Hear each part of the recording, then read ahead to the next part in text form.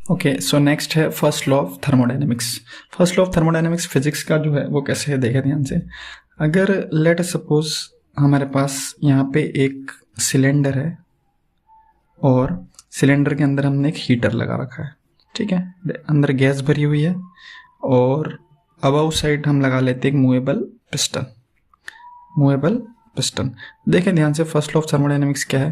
पहली बात तो जो फर्स्ट लॉ ऑफ थर्मोडायनेमिक्स है ये आपका कंजर्वेशन ऑफ एनर्जी है, तो इसके बारे में बोल सकते हैं इट इज बेस्ड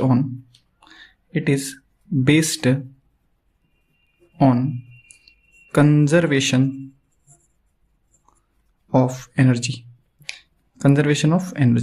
अब कंजर्वेशन ऑफ एनर्जी कैसे है उसके बारे में बात करते हैं।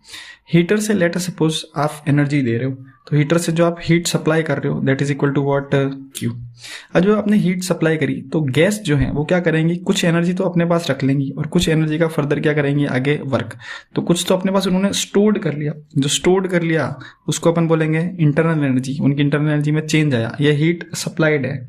और कुछ वो क्या करके देंगे अपन को वर्क। तो जो सप्लाइड हीट हुई है Q, उससे दो चीजें हुई, एक तो गैस की इंटरनल एनर्जी में चेंज हुआ है और साथ साथ गैस ने अपन को क्या करके दिया है W। तो एक एक टर्म को समझते हैं। Q जो यहाँ पे है वो है amount of heat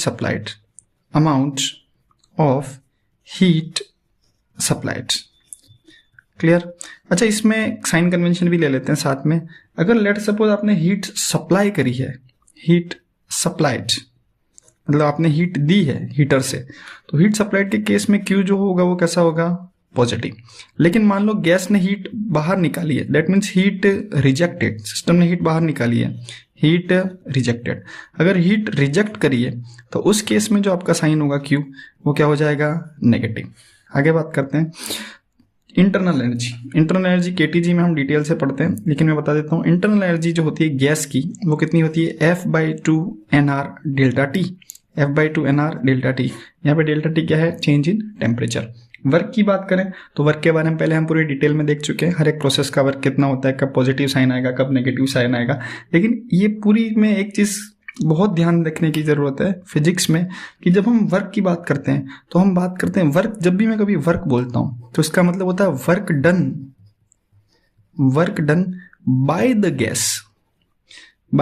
gas. Physics में गैस काम कर रही है सिस्टम पे, गैस काम कर रही है सराउंडिंग पे। केमिस्ट्री में इसका उल्टा चलता है। तो जब भी हम फिजिक्स में बात करेंगे work, that means what, work done by the gas. अगर कभी ऐसा पूछ लिया जाए कि निकालिए work done on the gas,